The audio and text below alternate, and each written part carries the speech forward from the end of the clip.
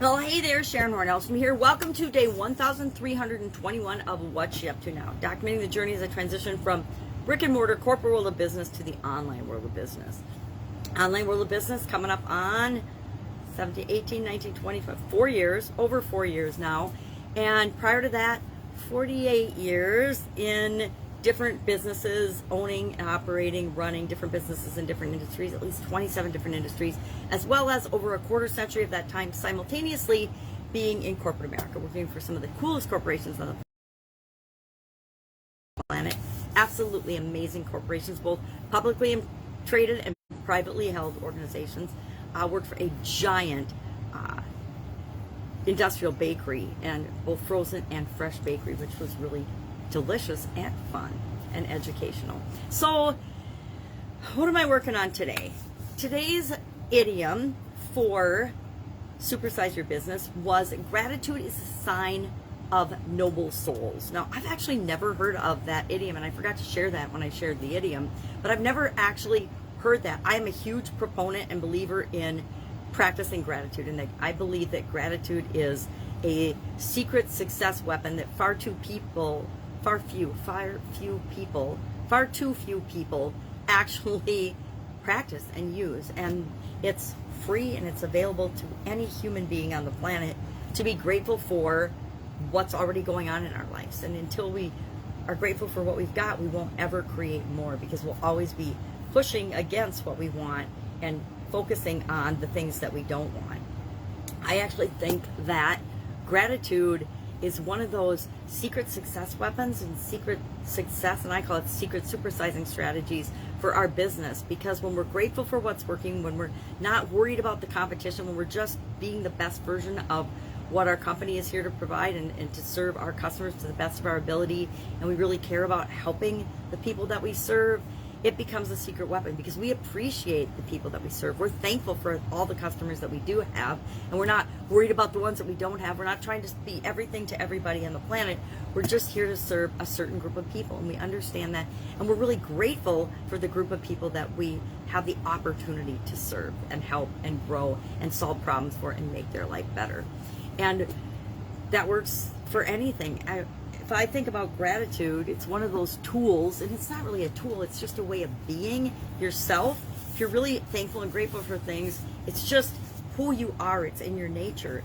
And that comes across to other people. Other people understand that you care about them, and it's not all about you when you're dealing with them, both in business settings as well as in other organizations, other settings, other relationships. And since the vast majority of our life is based on relationships and how we interact with other human beings, especially our businesses, gratitude is a really powerful practice. I would say it's more of a practice than a strategy, right? So curious, how do you practice gratitude? Again, it impacts every area and aspect of our life: physical, mental, emotional, spiritual, financial, relationship, contribution. This year in April, I added communication and confidence, because they're 2 areas that I'm working on. And now I just joined a group that actually has 12 areas. And I can't remember what the other areas are. It covers, of course, all of it. I don't know that it even has communication and confidence as areas that are pulled out. So I'll have to get familiar with that list.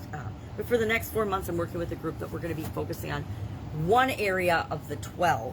Well, I, of course, picked nutrition and health and physical well-being and physical energy, because that is my foundational area that I feel like I need to beef it up, because I've got 2 beautiful granddaughters, and at 61, I don't have anywhere near the energy I had in my 30s to raise my own kids. So, and even my granddaughter, who's 6 now, I find that it's getting harder and harder to keep up with her. So in order to continue to do that, because that is something that truly brings me joy in my life, I need to take better care of myself physically, I suppose mentally, emotionally, spiritually, financially, with respect to everything, so that I can make sure I can nurture and be here for those beautiful little girls as they grow up, and enjoy the time that I get to spend with them. There's sometimes where you're like, if I'm dragging and they're full of energy, it brings them down a little bit because I'm dragging and tired.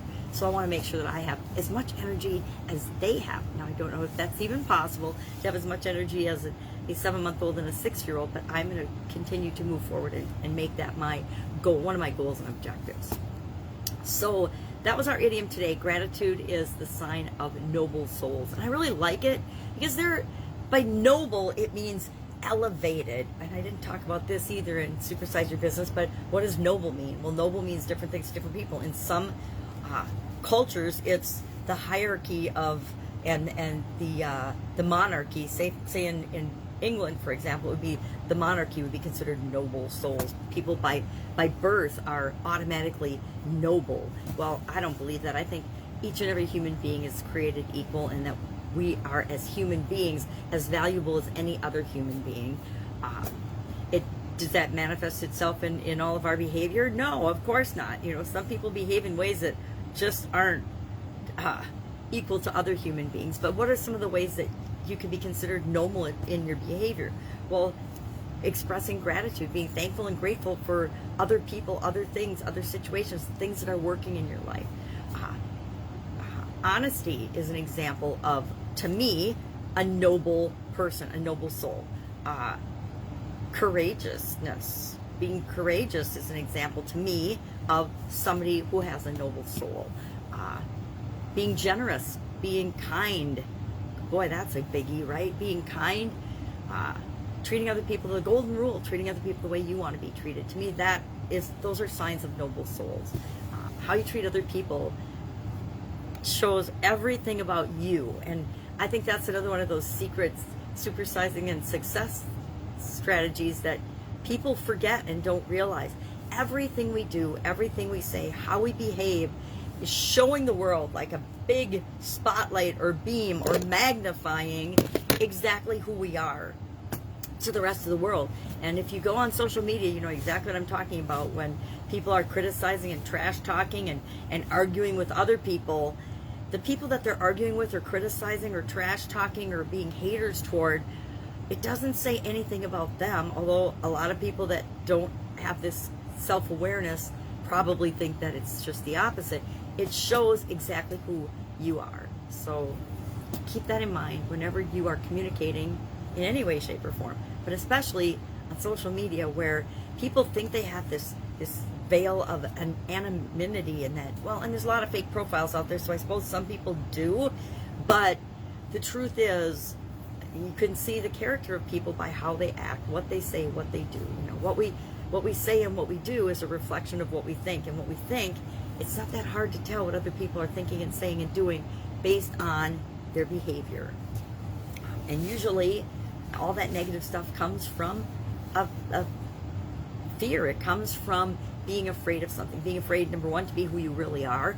Number two, being afraid to think for yourself. Number three, being afraid of other people's judgments or criticism, yada, yada, yada. The list goes on and on and on. Our annual challenge this year to do one thing every day that centers us, from the Little Journal book, Do One Thing Every Day That Centers You, was all about unconditional love, and that our friends know who we are and they love us anyway.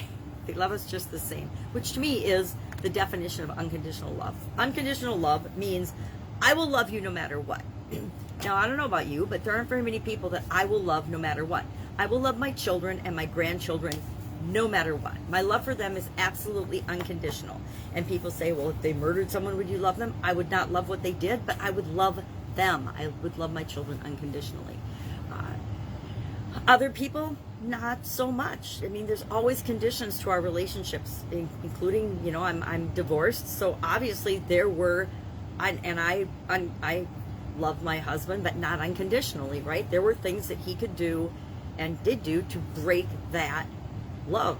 And again, you don't stop loving someone just because you're not with them anymore, but the love changes, and I don't wish him any ill will or harm, but I definitely wouldn't want to be married to or live with him anymore, because our love for certain people is unconditional. Now, I'm sure there are parents that disagree with me, that there are things their kids can do and they would disown them and not love them anymore. There's a lot of parents that don't agree with their children's ideology, beliefs, choice of sexuality, choice of politics, choice of anything, choice of career, choice of significant other, and so they disown them. That's not an example of parental unconditional love. So I believe unconditional love in unconditionally loving my kids, but it doesn't mean you do or anybody else does. And that's for each and every one of us to define and decide for ourselves. But what I have found is that if you don't love anybody unconditionally, nobody is going to love you back unconditionally. So I say choose who and how you're going to share your unconditional love. And then the vast majority of our love in our relationships is, of course, conditional. There are things that people can do that will cause you to not love them anymore. So that was our topic for getting to know ourselves. And that's one of those questions we ask ourselves. What and who do I unconditionally love?